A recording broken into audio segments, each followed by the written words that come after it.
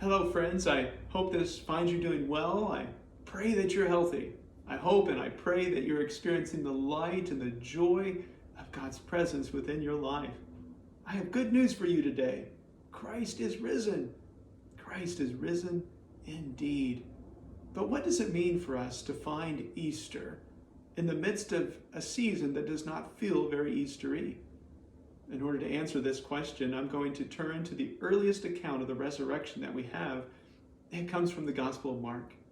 As Mark tells the story, Easter begins with three women walking up to the tomb of Jesus.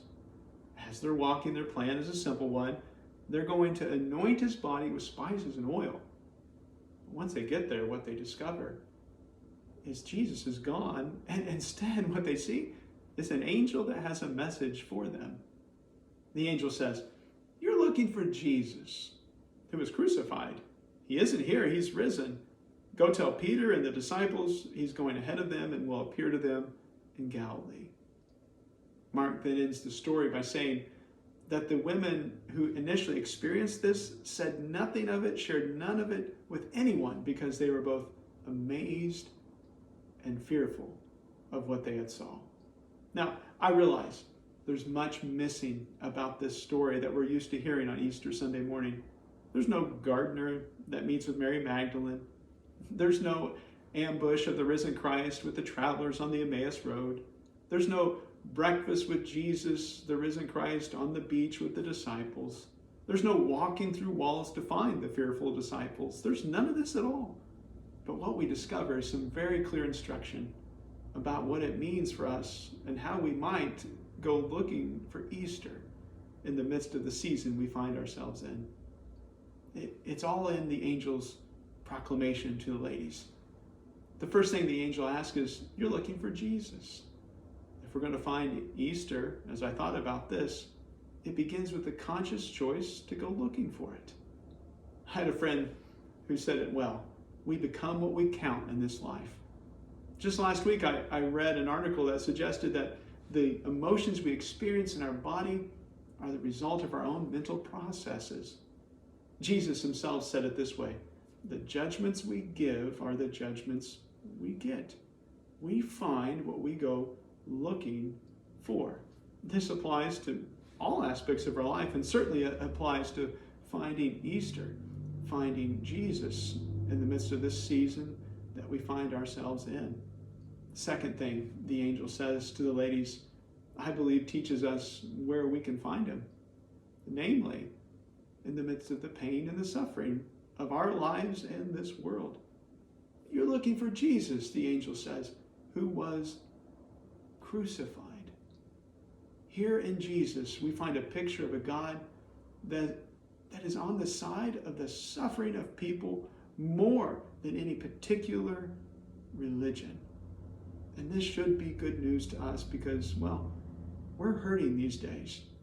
There's the emotional pain that we're going through as we isolate and separate ourselves from one another.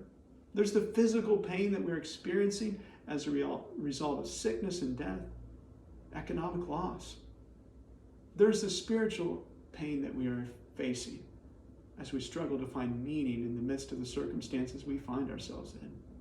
And yet, if we're going to find Jesus, if we're going to find Easter, it means that we're willing to face these things and trust that God is with us even in the midst of it. Think about it this way. We as Christians just got done celebrating Holy Week, though I admit it was a different type of Holy Week than I've ever experienced. Holy Week begins with Palm Sunday, in which everyone's waving their palm branches as Jesus enters Jerusalem. It continues with Maundy Thursday, in which Jesus has his Last Supper with his disciples. It goes on, and we remember Good Friday, in which Jesus is crucified and he dies. And then there's Easter Sunday, of course, in which he is risen and rises above the tomb and death. Now, here's the pattern I've noticed year after year as I've been a pastor. We have a tendency to want to jump from Palm Sunday and the cheer and the parade and go straight to Easter.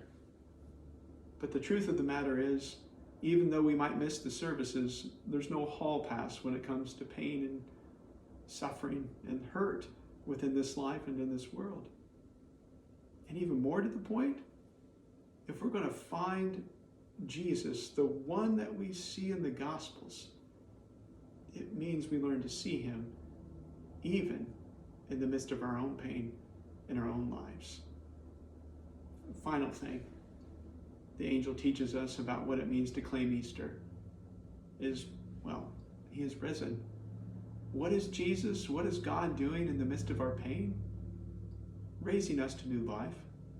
Now, I'm not going to pretend like I know what that new life is going to look like. I'm not going to pretend that I know what it's going to look like when we find Christ, even in the midst of the circumstance we find ourselves in. But I do trust that new life will come, lessons will be learned, and if we listen closely, we will be taught to love in new ways. To be honest with you, that's my great fear these days. I believe, without a doubt, we're going to get through this. But here's what I'm worried about. That after we get through this, life will just go back as normal. We as a society and a world will continue to be greedy and selfish, rather than grateful and caring for one another. I truly believe if we face the pain that we're going through and learn to find Christ even in the midst of it, we will learn to care for one another, to love one another in new and profound ways. I'll end with a story. It comes from an author whose name is William Miniger, who was like a spiritual retreat leader back in the day. He tells a story of being asked to lead a retreat with Catholic nuns. And as he began the retreat, he noted that as he started, there was an older nun who was late, and she began to walk in the room. As she walked in the room, there was a holy hush. As he watched her, he could tell that it was painful for her with every step that she took. And so Miniger walked over and he held the lady's hand, brought her to a seat, and she sat down.